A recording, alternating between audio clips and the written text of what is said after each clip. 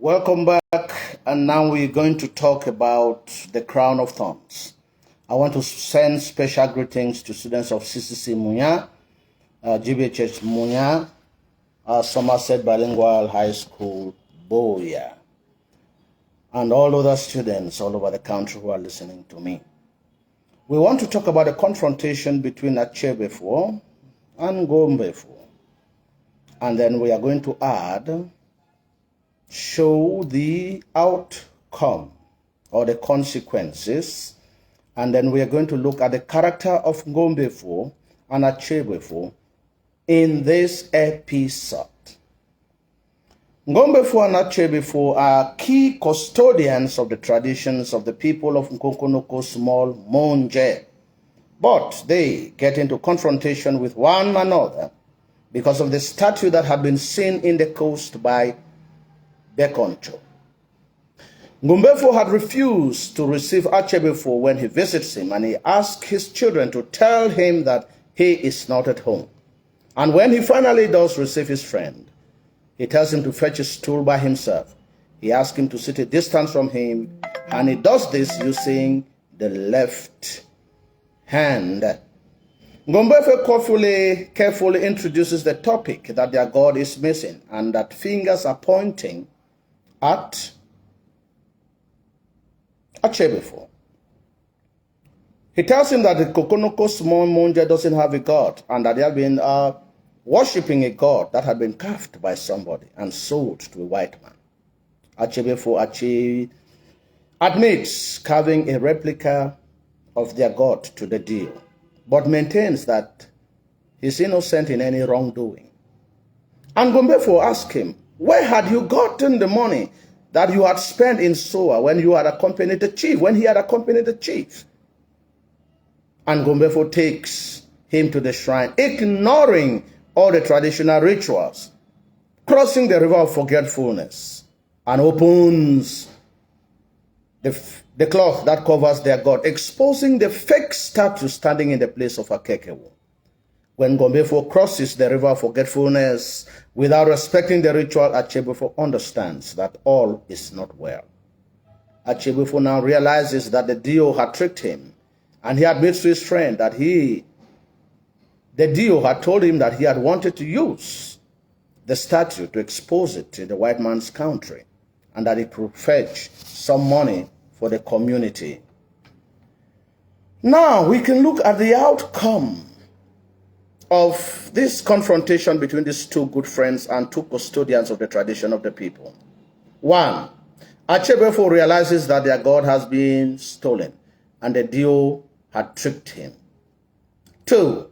Achebefo commits suicide out of shame of betraying the tradition of the people for which he is one of the custodians. 3. Ngombefo convokes an emergency meeting at Ndie. 4. Ngombefo announces the information brought to him by Bekoncho and mentions that their God had been stolen.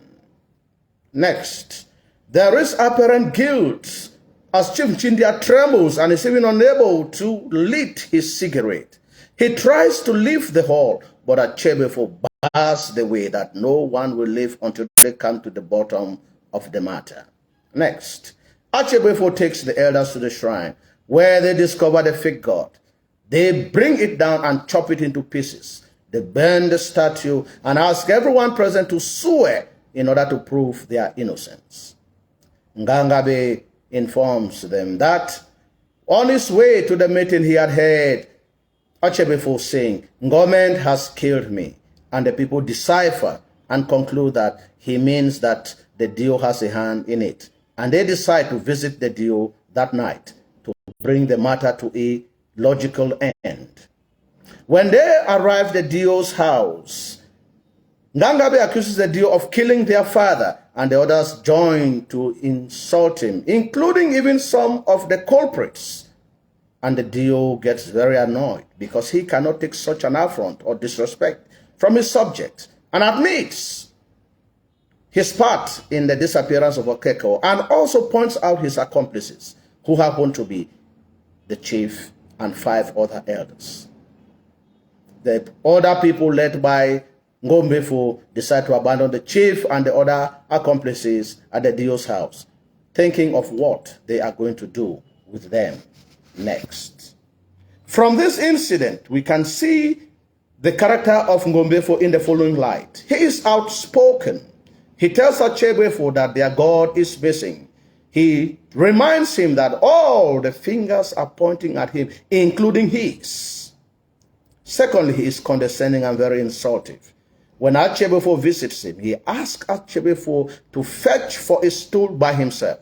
He even gestures him to sit far away from him, and he does so with the left hand, which is a mark of disrespect.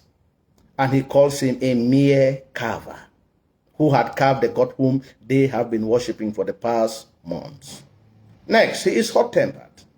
He tells his children to have informed Achebefo that he is not at home because he refuses to see him out of anger. Next, he is also very inquisitive.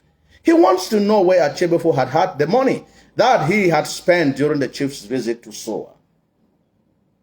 Next, he is very firm.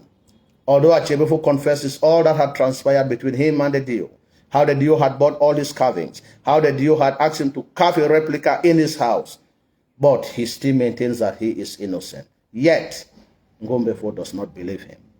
Let's turn to Achebefo. In this incident, we can see that he is submissive. He takes the stool by himself. He is also very speechless when he is taken to the shrine, and he discovers that the statue standing on the place of Akekewo is fake. He cannot say a word. He is also very remorseful. He feels ashamed to have brought disgrace on the God of their people, and so he decides to commit suicide. Next, he is generous. He spends his own money in order to avoid the chief from having an embarrassment with the president of his brother's meeting in Soa. And lastly, he is honest, to have admitted all the dealings between him and the Dio and what had transpired from the moment that the Dio had approached him to carve a replica. But he still maintains that he has no hand and had not even known the intention of the Dio. He does not have a hand in cutting away their God and selling it to a white man. Thank you for listening. Stay tuned for next video. Subscribe to the YouTube channel. Follow the Facebook page and have a wonderful day. From now on, we will have constant material and content on both links. Thank you for watching.